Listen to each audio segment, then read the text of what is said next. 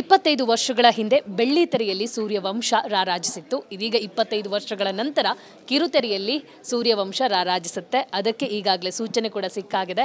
ಆ ಸೂರ್ಯವಂಶದಲ್ಲಿ ವಿಷ್ಣುವರ್ಧನ್ ಅವರಿದ್ದರು, ಆದರೆ ಈ ಸೂರ್ಯವಂಶದಲ್ಲಿ ಅವರ ಅಳಿಯ ಅನಿರುದ್ಧ ಅವರಿದ್ದಾರೆ. ಸೊ ಅವರು ಯಾವ ಥರ ಅಭಿನಯಿಸ್ತಾರೆ, ಅವರ ಪಾತ್ರ ಹೇಗಿದೆ ಅನ್ನೋದನ್ನು ಕೇಳೋಣ ಸರ್. ಆ ಸೂರ್ಯವಂಶಕ್ಕೂ ಈ ಸೂರ್ಯವಂಶಕ್ಕಿರುವಂಥ ವ್ಯತ್ಯಾಸ ಏನು ನಿಮ್ಮ ಪ್ರಕಾರ? ಅದು ನೀವು ನೋಡಿ, ನಾನು ಹೇಳಲ್ಲ. ಆದರೆ ವ್ಯತ್ಯಾಸ ಅನ್ನೋದಕ್ಕಿಂತ ಇಲ್ಲ, ನಾನು ಹೇಳಲ್ಲ, ನೀವು ನೋಡಿ. ಯಾಕಂತಂದರೆ ಕಥೆ ವಿಭಿನ್ನವಾಗಿದೆ. ಆ ಕಥೆಗೆ ಈ ಕಥೆಗೆ ಏನೂ ಸಂಬಂಧ ಇಲ್ಲ. ಅಥವಾ ಆ ಪಾತ್ರಗಳು ಈ ಪಾತ್ರಗಳು ಅಲ್ಲೂ ಕೂಡ ಏನೂ ಸಂಬಂಧ ಇಲ್ಲ. ಆದರೆ ಎಲ್ಲೋ ಬಹುಶಃ ನನ್ನ ಒಂದು ಕೆಲವು ಹಾವಭಾವಗಳಲ್ಲಿ ಅಪ್ಪ ಅವ್ರನ್ನ ತರೋ ಒಂದು ಪ್ರಯತ್ನ ಪಟ್ಟಿದ್ದೀವಿ. ಕೆಲವು ಜಾಸ್ತಿ ಇಲ್ಲ. ನಾನು ಅಂದರೆ ತುಣುಕುಗಳೇ ನೀವು ನೋಡಿರ್ಬೋದು, ನಾನು ಹೀಗೆ ಮಾಡ್ತೀನಿ. ಅದು ಏನು ಅಂತಂದರೆ ಅದು ಒಂದು ಪರಂಪರೆ ಇದೆ. ಆ ಪರಂಪರೆಯನ್ನು ಮುಂದುವರ್ಸ್ಕೊಂಡು ಹೋಗೋ ಜವಾಬ್ದಾರಿ ನನ್ನ ಹೆಗಲ ಮೇಲಿದೆ. ಹಾಗಾಗಿ ನಿರ್ದೇಶಕರು ಕೇಳ್ಕೊತಾರೆ ಇದನ್ನು ದಯವಿಟ್ಟು ಮಾಡಿ ಅಂತ. ಒಬ್ಬ ಕಲಾವಿದನಾಗಿ ನನಗದು ತುಂಬ ಮುಜುಗರ ಆಗುತ್ತೆ. ಬಹಳಷ್ಟು ಬಾರಿ ನಾನು ಅದನ್ನು ಹೇಳ್ಕೊತೀನಿ ಕೂಡ. ಅವರು ಏನು ಮಾಡ್ತಾರೆ, ಅಪ್ಪ ಅವ್ರು ಏನು ಮಾಡಿದ್ದಾರೆ ಅದನ್ನು ನಾವು ನೋಡಬೇಕು, ಕಲಿಬೇಕಷ್ಟೇ. ನಾವು ಅದನ್ನು ಮಾಡ್ತೀವಿ ಅಂತ ನಾವು ಯಾವತ್ತೂ ಮಾಡಬಾರ್ದು ಅಂತ. ಆದರೆ ತುಂಬ ಪ್ರೀತಿಯಿಂದ ಅವರು ಕೇಳ್ಕೊತಾರೆ, ಇಲ್ಲ ಸರ್ ಜನ ಇಷ್ಟಪಡ್ತಾರೆ. ಮತ್ತು ಅವ್ರ ಕಣ್ಮುಂದೆ ಬರ್ತಾರೆ ಸರ್, ವಿಷ್ಣು ಸರ್ ಕಣ್ಮುಂದೆ ಬರ್ತಾರೆ, ನೀವು ದಯವಿಟ್ಟು ಮಾಡಿ.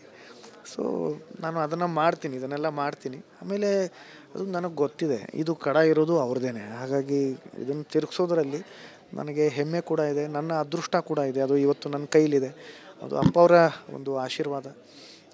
ಹಾಗಾಗಿ ನಾನು ಅದನ್ನು ತುಂಬ ಪ್ರೀತಿಯಿಂದ, ಹೆಮ್ಮೆಯಿಂದ, ಅಭಿಮಾನದಿಂದ ಅದನ್ನು ಮುಂದುವರ್ಸ್ಕೊಂಡು ಹೋಗ್ತಾ ಇದ್ದೀನಿ.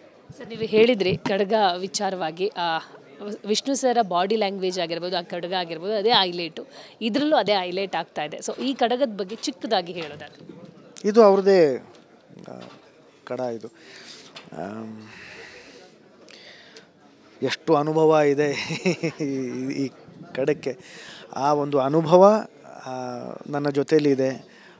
ಅಪ್ಪವರು ನನ್ನ ಜೊತೇಲಿ ಪ್ರವಾಸ ಮಾಡ್ತಿದ್ದಾರೆ ಅನ್ನೋ ಒಂದು ಭಾವನೆಯೇ ನನಗಿದೆ. ಹಾಗಾಗಿ ತುಂಬ ತಲೆಬಾಗಿ ನಾನು ಇದನ್ನು ಸ್ವೀಕರಿಸಿದ್ದೀನಿ. ನನ್ನ ಜವಾಬ್ದಾರಿ ಕೂಡ ನಾನು ತುಂಬ ತಲೆಬಾಗಿ ಸ್ವೀಕರಿಸಿದ್ದೀನಿ. ಅದು ಅಭಿನಯದಲ್ಲೂ ಕೂಡ, ವೈಯಕ್ತಿಕ ಜೀವನದಲ್ಲೂ ಕೂಡ ಅಷ್ಟೇ ಜವಾಬ್ದಾರಿಯುತವಾಗಿ ನಾನು ಕೆಲಸ ಮಾಡ್ತಿದ್ದೀನಿ. ಸರ್, ಸೂರ್ಯವಂಶ ಅನ್ನುವಂಥ ಕಾನ್ಸೆಪ್ಟ್ ನಿಮ್ಮ ಹತ್ರಕ್ಕೆ ಬಂದಾಗ ಒಂದು ಕಡೆ ಅದನ್ನು ಒಪ್ಕೋಬೇಕಾದ್ರೆ ಜವಾಬ್ದಾರಿ ಅಂತ ಒಂದು ಬರುತ್ತೆ, ಇನ್ನೊಂದು ಕಡೆ ತುಂಬ ಜಾಗೃತಕತೆ ಆಗಿರಬೇಕು. ಯಾಕಂದರೆ ಅವರ ಅಭಿಮಾನಿಗಳಿಗೆ ಅದರಿಂದ ಹರ್ಟ್ ಆಗಬಾರ್ದು, ಅದು ಕಥೆಯಿಂದ ನಾನು ಮಾಡೋ ಪಾತ್ರದಿಂದ ನೋವಾಗಬಾರ್ದು ಅನ್ನೋದು ಕನ್ಸರ್ನ್ ಎಲ್ಲವೂ ಕೂಡ ತಲೆ ಬರುತ್ತೆ. ಫಸ್ಟ್ ಈ ಕಾನ್ಸೆಪ್ಟ್, ಈ ಟೈಟಲ್ ಬಂದಾಗ ನಿಮ್ಮ ತಲೆಗೆ ಹೋಗಿರೋದು ಏನು ಅಂತ? ಕಥೆ ಏನಿರುತ್ತೆ ಅಂತ ಕೇಳಿದೆ ನಾನು. ಶೀರ್ಷಿಕೆ ಹೇಳಿದಾಗ ಕಥೆ ಏನಿದೆ ಅಂತ ಹೇಳಿದ್ರು. ಸೊ ಕಥೆ ಹೇಳಿಸಿದ್ರು ನನಗೆ. ಅದು ತುಂಬ ಚೆನ್ನಾಗಿತ್ತು ಕಥೆ. ಆ ಕಥೆಗೂ ಈ ಕಥೆಗೂ ಸಂಬಂಧ ಇರಲಿಲ್ಲ. ಯಾಕಂತಂದರೆ ಆ ಕಥೆನೇ ನಾವು ತಿರ್ಗಾ ಮಾಡಿದ್ರೆ ಅದು ಎಲ್ರಿಗೂ ಗೊತ್ತಿದೆ ಕಥೆ. ಹಾಗಾಗಿ ಅದೇ ಕಥೆ ಮಾಡೋದ್ರಲ್ಲಿ ಅರ್ಥ ಇಲ್ಲ. ಆದರೆ ಬೇರೆ ಕಥೆ ನಾವು ಆಯ್ಕೆ ಮಾಡಿಕೊಂಡಾಗ ಈ ಶೀರ್ಷಿಕೆ ಅದೇ ಇಟ್ಕೊಂಡಿದ್ದೀವಿ ಅಂತ ಇದ್ದಾಗ ಅದು ಒಂದಿಷ್ಟು ಜವಾಬ್ದಾರಿಗಳು, ಒಂದಿಷ್ಟು ಅಪೇಕ್ಷೆಗಳು ಹುಟ್ಟಿಸ್ತವೆ. ಹಾಗಾಗಿ ಅದಕ್ಕೆ ಪೂರಕವಾಗಿ ನಮ್ಮ ಎಲ್ಲ ಕೆಲಸ, ನಮ್ಮ ಅಥವಾ ಅಂದರೆ ಇಡೀ ಒಂದು ಧಾರಾವಾಹಿ ಆ ಥರದ್ರಲ್ಲಿ ಇರಬೇಕು, ಆ ಒಂದು ಶ್ರೇಣಿಯಲ್ಲಿ ಇರಬೇಕು.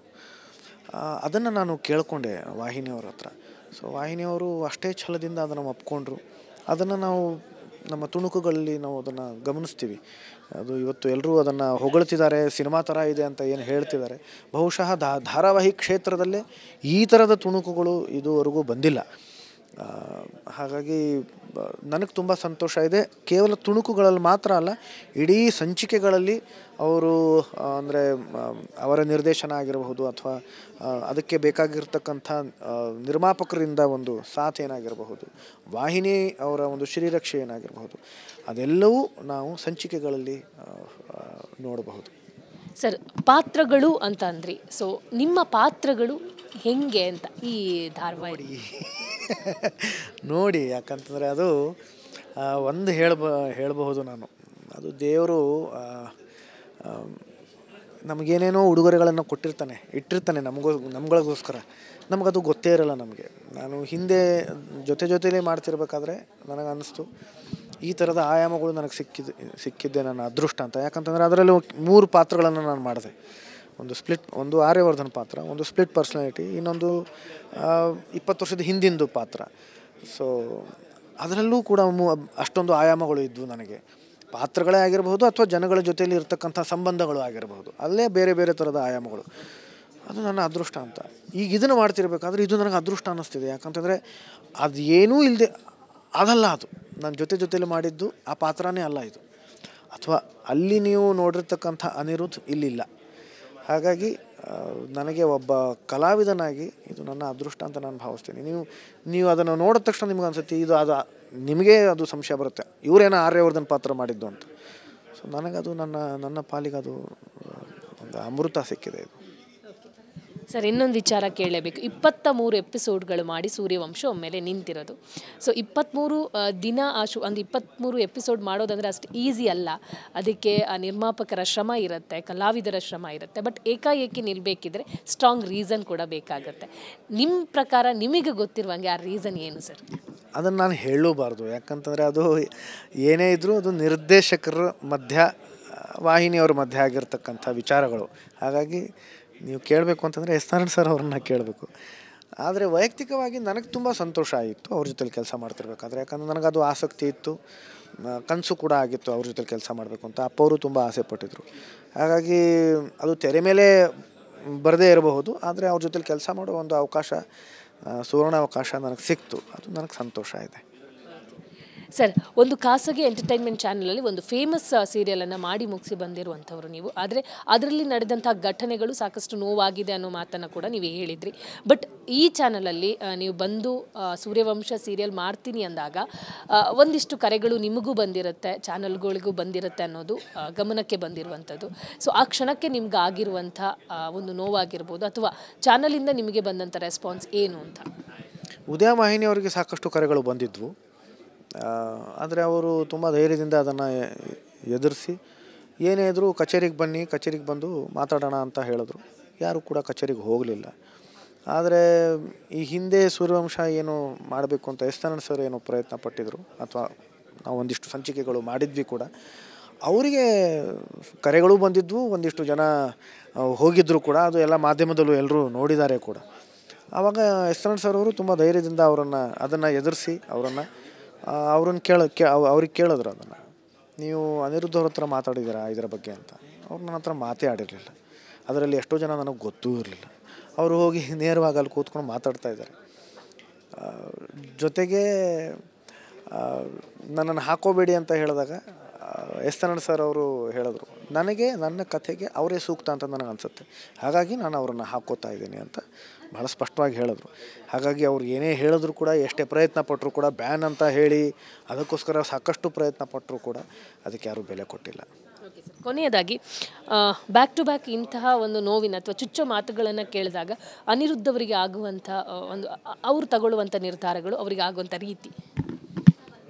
ನನಗದು ಒಂದು ತುಂಬ ಸಂಕಟ ಇದೆ ನನಗೆ. ನಾನು ಈಗ ಹೇಳ್ತಾ ಇದ್ದೆ ಒಬ್ಬರಿಗೆ, ನಾನು ಇವತ್ತಿನವರೆಗೂ ಸರಿಯಾಗಿ ನಿದ್ದೆ ಮಾಡಿಲ್ಲ. ನನಗೆ ನಿದ್ದೆ ಬರ್ತಾನೂ ಇಲ್ಲ. ಯಾಕಂತಂದರೆ ಅದು ಆ ಒಂದು ನೋವಿದೆ ಅಲ್ಲ, ಅದು ಚುಸ್ತಾ ಇದೆ ನನಗೆ. ಅದು ತುಂಬ ಕಷ್ಟ ಆಗ್ತಿದೆ ನನಗೆ. ಹಾಗಂತ ನಾನು ಎಲ್ಲೂ ನಿಂತೂ ಇಲ್ಲ. ನಾನು ಆ ದುಃಖದಲ್ಲೇ ಕೂತ್ಕೊಂಡು ನಾನು ಏನು ಮಾಡಿದೆ ಇಲ್ಲ. ನಾನು ಮಾರನೇ ದಿನವೇ ಅದೆಲ್ಲ ಆದಮೇಲೂ ಕೂಡ ಅವರೆಷ್ಟರೆಲ್ಲ ವಿರುದ್ಧವಾಗಿ ಎಲ್ಲ ಮಾತಾಡಿದ್ರು ಕೂಡ ನಾನು ಮಾರನೇ ದಿನವೇ ನನ್ನ ಅಭಿಯಾನ ಇದೆ ಸ್ವಚ್ಛತೆಗಾಗಿ ನಾನು ಸಹಭಾಗಿ ಅಂತ, ನಾನು ತಕ್ಷಣ ಒಂದು ವಿಡಿಯೋ ಮಾಡಿ ಹಾಕಿದೆ ಕೂಡ ಸಾಮಾಜಿಕ ಜಾಲತಾಣಗಳಲ್ಲಿ. ಜೊತೆಗೆ ನಿಮ್ಮೆಲ್ರಿಗೂ ಗೊತ್ತಿರೋ ಹಾಗೆ ನನ್ನ ಸಾಕ್ಷ್ಯಚಿತ್ರಕ್ಕೆ ರಾಷ್ಟ್ರೀಯ ಪ್ರಶಸ್ತಿ ಬಂತು. ಒಂದಿಷ್ಟು ಆರ್ಟಿಕಲ್ಸ್ ಬರೆದೆ, ನಾನು ಕಾದಂಬರಿ ಬರಿತಾ ಇದ್ದೀನಿ, ಈ ಧಾರಾವಾಹಿಯಲ್ಲಿ ಅಭಿನಯಿಸ್ತಾ ಇದ್ದೀನಿ, ಸಿನಿಮಾದಲ್ಲಿ ಅಭಿನಯಿಸಿದೆ ಶೆಫ್ ಚಿದಂಬರ. ಹಾಗಾಗಿ ನಾನು ವೈಯಕ್ತಿಕವಾಗಿ ಎಲ್ಲೂ ನಿಂತಿಲ್ಲ. ಆದರೆ ಆ ಕೊರಗು, ಆ ದುಃಖ, ಆ ಸಂಕಟ ಮಾತ್ರ ಅದು ಹೋಗಿಲ್ಲ. ಅದು ಇದೆ, ಅದು ಏನೂ ಮಾಡೋಕ್ಕಾಗಲ್ಲ. ಬಹುಶಃ ಅದು